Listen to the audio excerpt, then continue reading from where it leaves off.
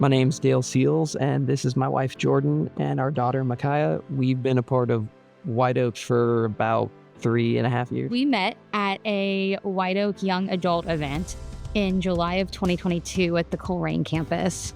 We started dating and were engaged in December of 2022. We got married in October of 2023 and found out that we were going to have a little girl in November.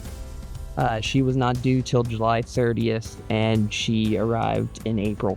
The flood of emotions was crazy. The excitement, panic of, oh, we had not planned for this. We had not planned for this financially. We had not planned for this mentally. And so having to kind of figure out not only married life, but now prepare ourselves to be parents. So we knew when we made our commitments in 2022, we were going to be getting married in the next year, and how that was going to work. How was I going to step out in faith and give above and beyond while also preparing financially for a move and a wedding, just all of the things that come with putting two lives together. I did not think that far ahead. I remember it was actually kind of funny because it was like a week before, and we were thinking and talking about what we wanted to give, if we wanted to up it or keep it the same. Or I remember your face when I told you that I thought we should up our commitment. yeah, and I was like, no, I don't think we should, and it just felt very uncomfortable. Was very unsure about the whole thing. We ended up actually upping our commitment a little bit, even with just being married and knowing that she was coming along, just trying to, even though the fear was there, trying to trust that, whatever happens next, God's got it. We should probably start about the night that Admitted. Yeah. thought it was just anxiousness, stress, whatever. Found out that she was preeclamptic, and the following day found out about her, that she was going to be there till she was born. I was admitted to the hospital on April 18th and was told the following day that I would be there until she was born. There was a lot of things that they said, don't be surprised if she has a brain bleed. Don't be surprised if she has to have some sort of intervention. There was a lot of stuff that they were, like, the nurses and doctors were trying to prepare us for. We were in the NICU for 102 days. If you count when you were admitted, it was 105. That's just been overwhelming. We had so many people praying for us, not only from White Oak, but from God knows how many churches. It's overwhelming to think of the amount of text messages we got the first couple of days of people telling us that they were fasting, and every time they got hungry, they were asking God to give her the nutrition that they would have gotten from the food. That they were taking shifts praying for her, so someone was constantly praying for her.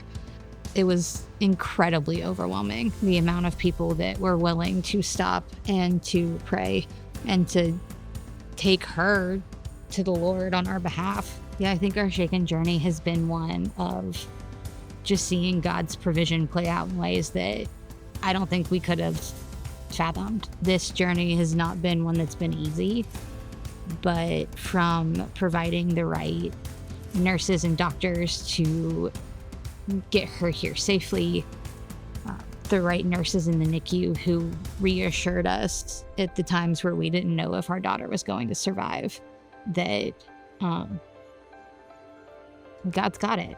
And so over and over and over, he has provided and put the right people in the right places, has provided financially for us in ways that we couldn't even fathom from people who are here, and just even the ways that he has provided for her in her development and in her health and her growth, that the doctors and nurses have called miraculous multiple times. I think the biggest encouragement that I could give people, be willing to step out in faith when it seems hard. There were multiple times that through this journey, I looked at him and almost said, do we take our Shaken commitment and put it toward medical bills? Do we take our Shaken commitment and put it toward rent this month?